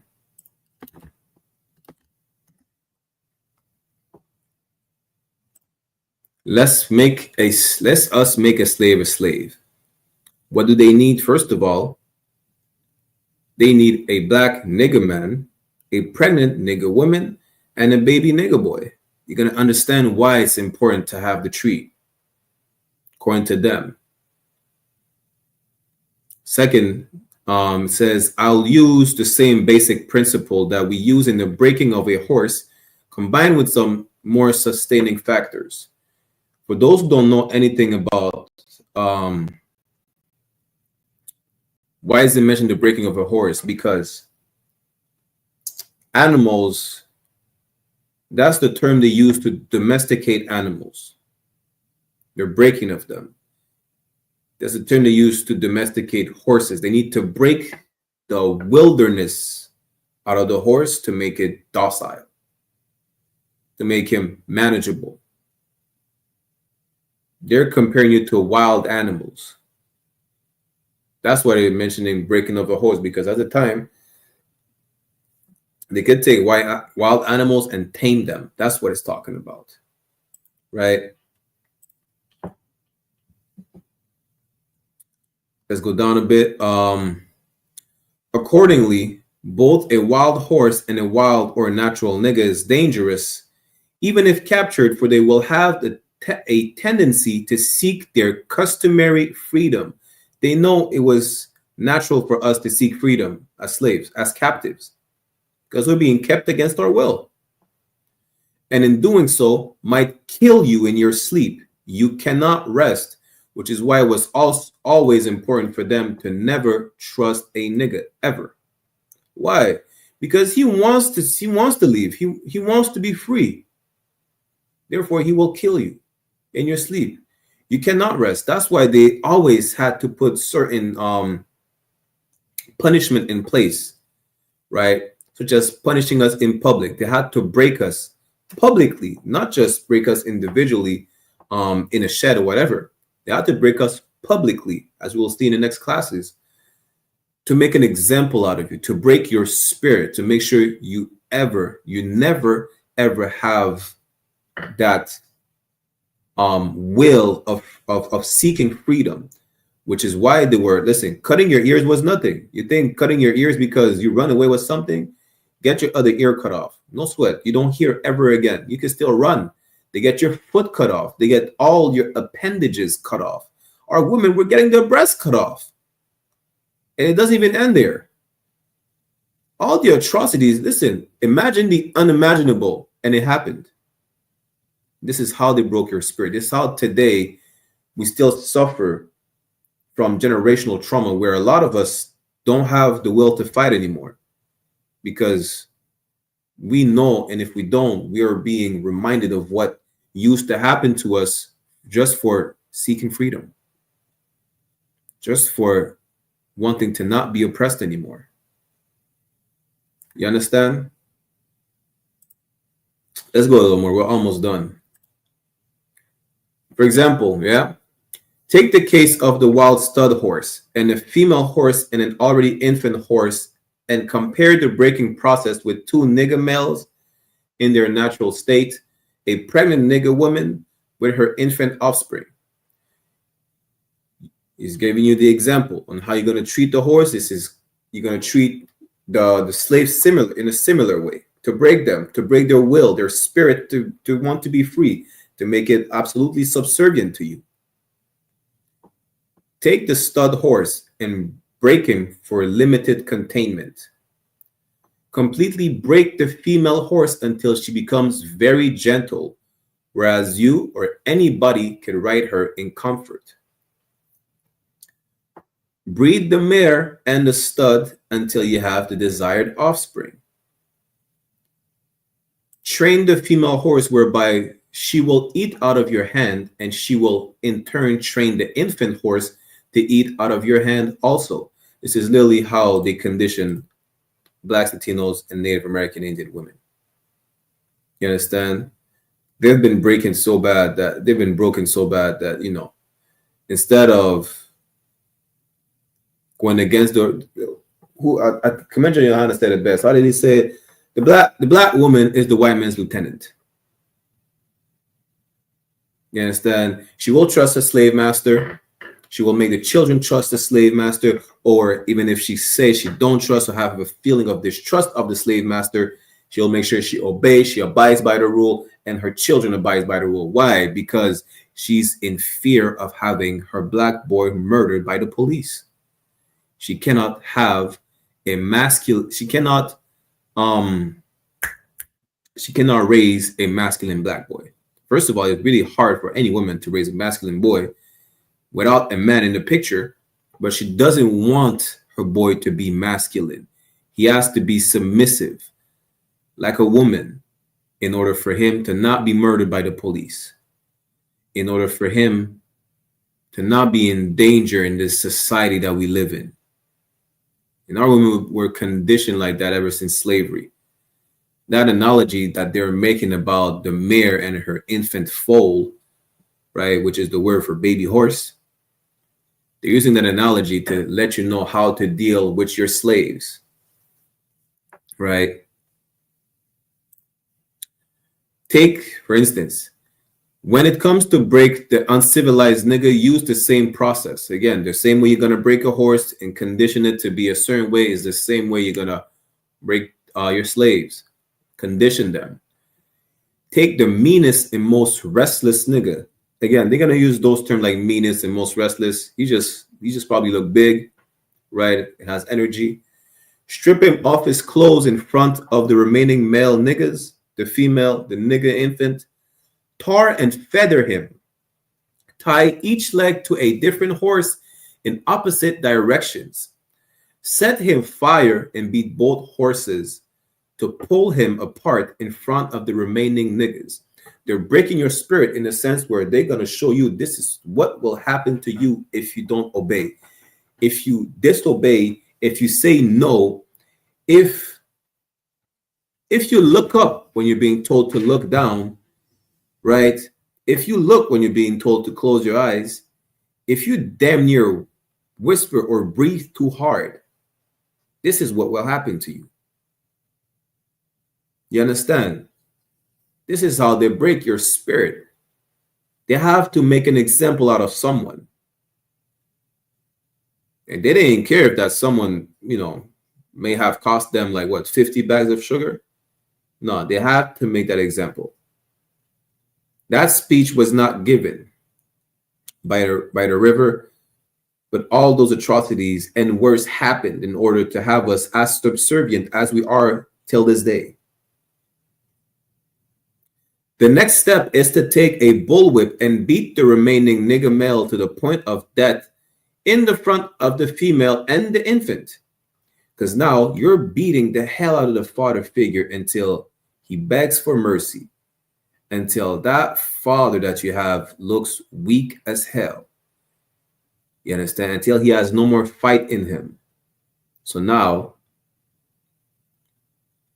that female is going to look at that man like, them, who I thought was going to protect me is begging for his life. He's not. He has no more fight in him.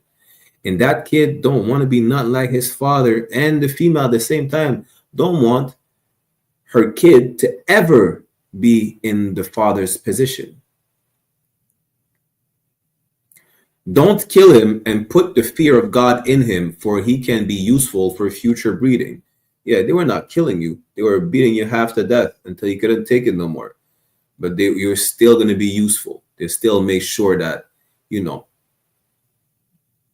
because slaves, cost money, even though they're going to be used for breeding purposes.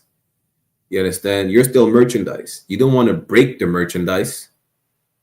Not too bad, at least. Yeah. When in complete submission, she will train her offspring in the early years to submit to labor when they become of age. Again, she's going to condition the children to be conditioned the same way she was, the same way she's seen her husband be conditioned. How? By her being left alone, unprotected, with the male image destroyed. The ordeal caused her to move from her psychological dependent state to a frozen independent state. Because now she is the head. Someone has to be the head. Someone has to run the household. Someone has to make sure these children will be protected and will know how to move the right way to prevent any situation like that from ever happening again. The male is not there anymore. Someone has to be the father figure. In her head, she's both the father and the mother now. You understand? In this frozen psychological state of independence, today, you as an independent woman, you're not an independent since the feminism movement. That's stupid. The feminism movement never had anything to do with black women. Really not. White women needed numbers. Thus, they asked black and Hispanic women to walk with them in the name of femininity, in the name of being a woman. These same women that you follow in your feminist movement will always choose their race over their gender. Where's the proof? They voted for Donald Trump, who said, grab him by the pussy. Salak, grab him by the box. They don't care. You understand? That independent state of mind did not start with the feminist movement. You had that ever since slavery, because they beat the hell out of the black men. They destroyed the strong black male image in your eyes, which caused a psychological shift in your head.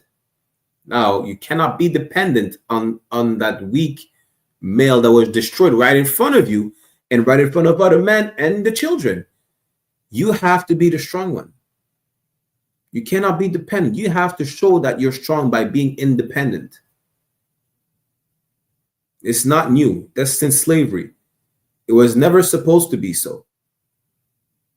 Why did this happen? Not only because our oppressor is a vile monster, but that happened because we disobeyed the Most High.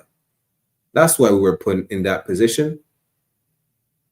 You understand? It happened to be that we were put in the position in the hands of the most vile beasts of the face of the earth. It was naturally. Our women are to be submissive to their men. You understand? And our men are supposed to be strong. They're not, because they're being raised by women who are being conditioned by the oppressor, just like they were conditioned by the oppressor back then. There is nothing new under the sun. Let's keep reading. We're going to have one more slide, yeah? In this frozen psychological state of independence, she will raise her male and female offspring in reversed roles. Listen, she'll teach her daughter to be strong and independent. She'll teach her sons to be submissive. For fear of the young man's life, she will psychologically train him to be mentally weak and independent, but physically strong. The same thing today. The same thing you see today, especially with, listen, again, y'all have to be taught like children today. Why? Because these men are being raised by these women who act like children. Therefore, you act like a children because you're raised being by a person who acts like a child. The same way, you have to be strong and not be effeminate. Why are you effeminate? Because you're raised by a female and you have no strong male role models. The male role models that you think are good ones are as effeminate as you are. They were also raised by females with no strong male role models in their lives. How can you break the cycle if you don't know how to break the cycle? You look left and right, and you're being raised by the same. You look left and right, and you're taking on a role model that was raised the same way you're being raised by a single mother. You understand? Who was conditioned to think that yes, she independent and she got it. She don't need a man.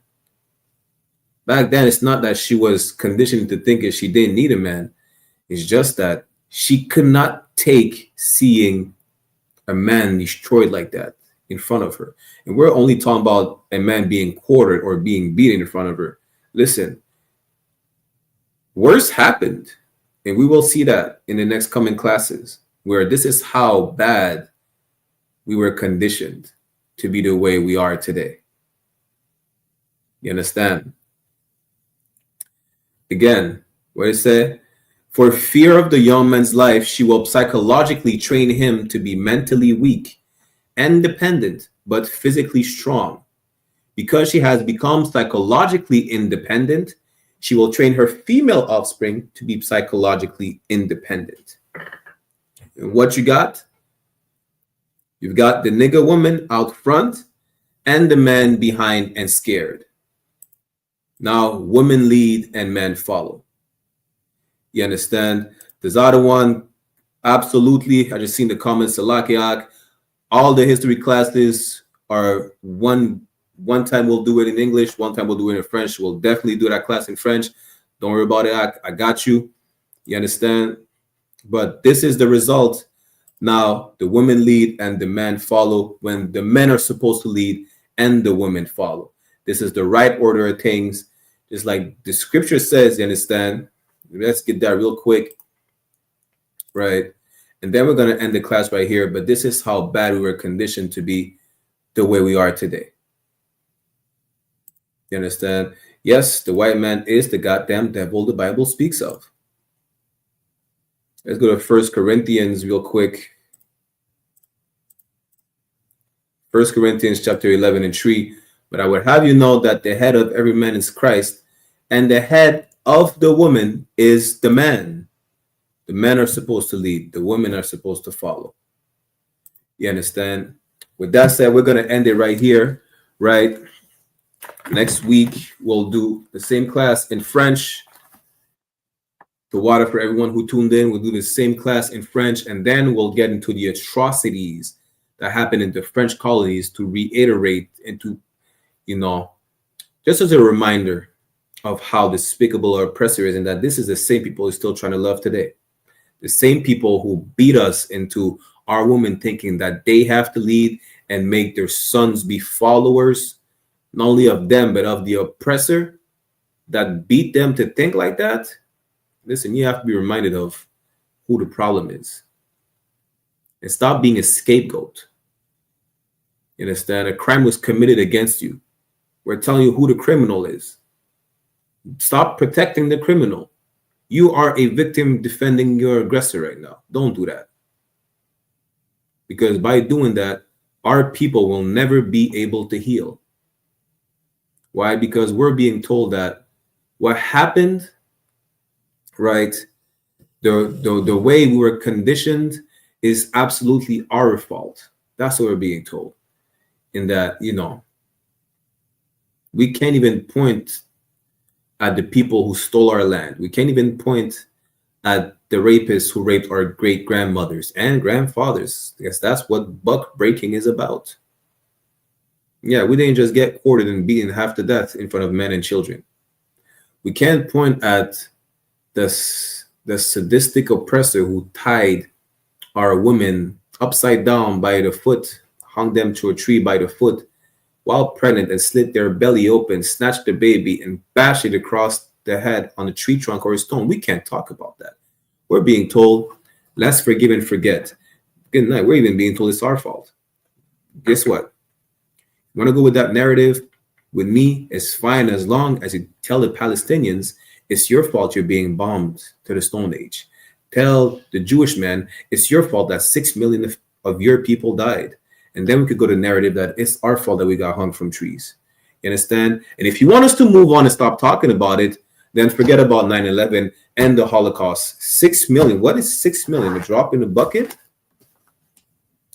With that said, I'm Priest and Officer 500 Barak Yalla with the I.S.U.P.K, the Israelite School of Universal and Practical Knowledge under Commander Joe YAHANNA. We're going to end the class right here. Going to read the security announcements. Right? The water for everybody who tuned into the class. Shalom.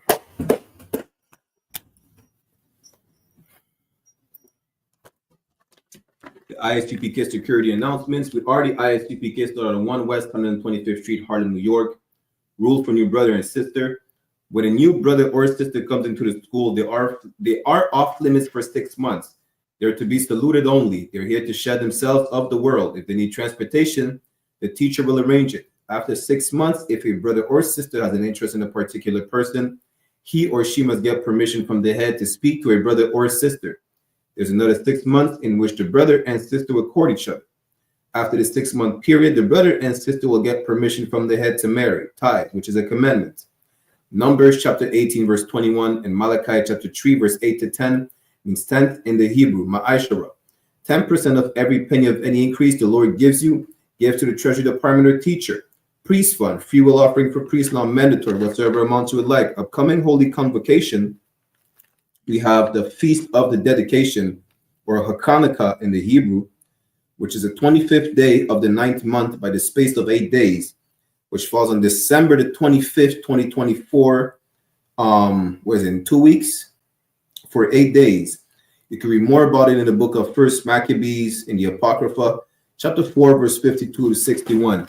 If you celebrate Christmas this 25th of December instead of observing Hanukkah as you should, God hates you and your children. Reminder to all Akim and Aquatim to check the bulletin board in the hallway of their school. They have a physical location, and if any brother wants to be a trooper in the school, to start wearing all black boots, shirt, pants, husband, and scarf. But that's so we'll give a courtesy salute to the brothers and a courtesy salute to the sisters. Menavishal Imajim, which means to stand. We'll give a courtesy salute to the brothers. Menavishal Imajim Shabbat. Imajim Barak. Yahweh Ba'asham Yahweh Shai Brakatam, which means Yahweh, in the name of Yahweh Shai, bless y'all. Yajamata, which means hands down. Star, which means to turn. Turn and face the sisters if you have any in your presence. We'll give them a courtesy salute as well. Menavishal Imajim Shabbat. Imajim Barak. Yahweh Shamar Alatan Ba'asham Yahweh Shai, meaning Yahweh watch over y'all in the name of Yahweh Shai. Yajamata, class dismissed. Matter of fact, we'll see you this Thursday for the Brotherhood class in English. Again, taught by myself, Officer 500 Barak Yalla, 5:30 p.m. Eastern Standard Time. With that said, Shalom.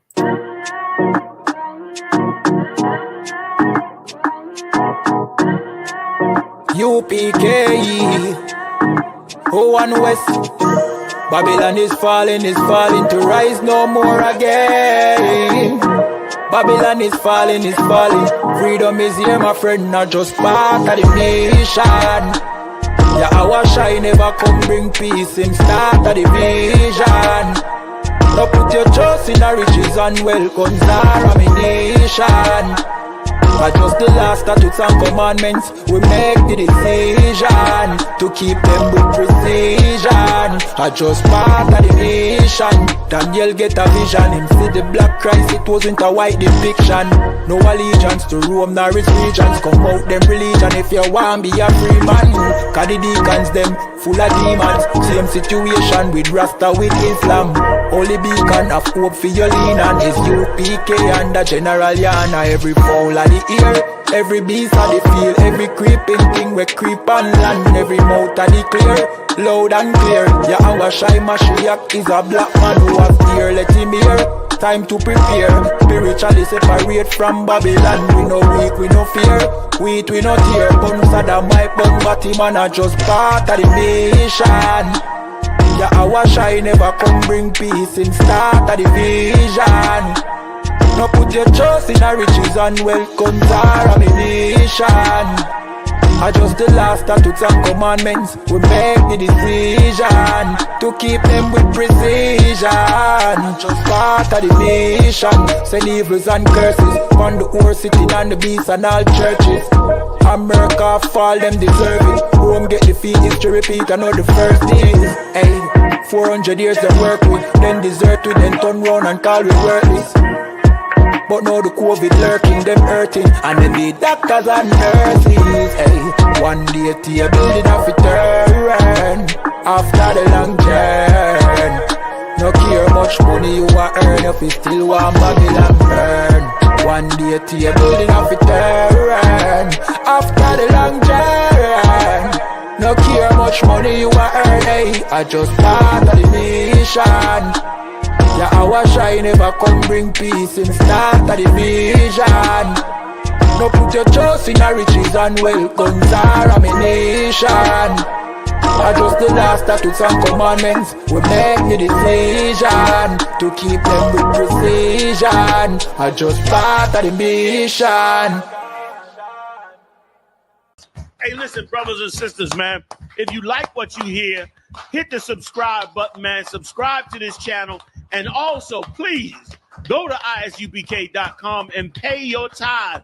Drop me some cash so we can move around this planet like we need to, man, and do the things we need to do.